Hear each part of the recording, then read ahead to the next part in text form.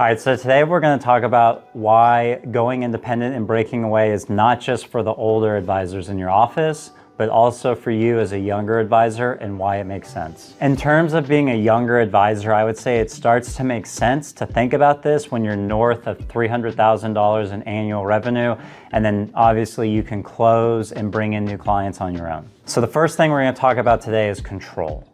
You probably think you have control when you're in the wirehouse, but you really don't.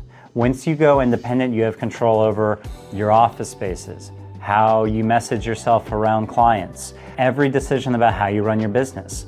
And you don't have any corporate agendas or firm goals that you have to push or hit. So then the next piece is going to be brand.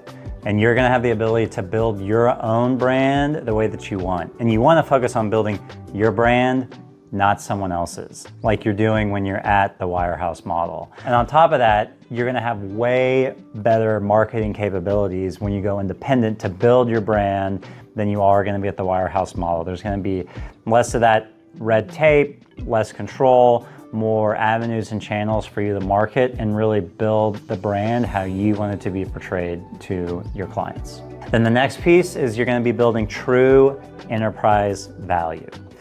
If you're gonna spend your life working at the wirehouse, at the end of time, they're gonna offer you 1.5 to 2.5 times your revenue to just park your assets there and call it quits.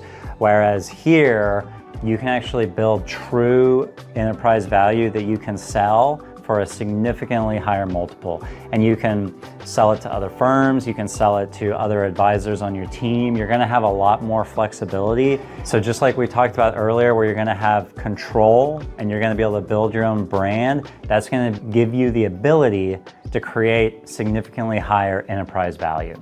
And then the next one, which actually was maybe one of the more shocking realizations that I had, was investment strategies.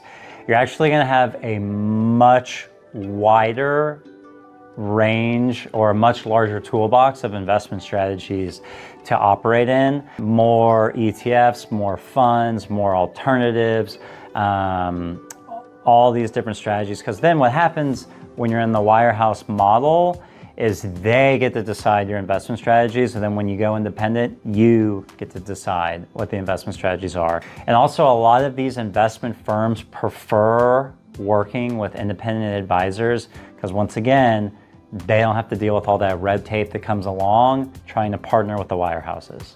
And then the last one, you're probably the most curious about, is gonna be income. All things being equal in terms of you're producing the same, you're just gonna make more money. And that's because when you're at the wirehouse model, you gotta think about all the overhead that you have to cover for the wirehouse, which a lot of it ties into things that we've already talked about. You have to help cover their advertising costs for their brand. You have to help cover the research department, the accounting department, all the lending department, all the different pieces that go into it. Even if you don't use it, you're paying for it and it's coming out of your compensation.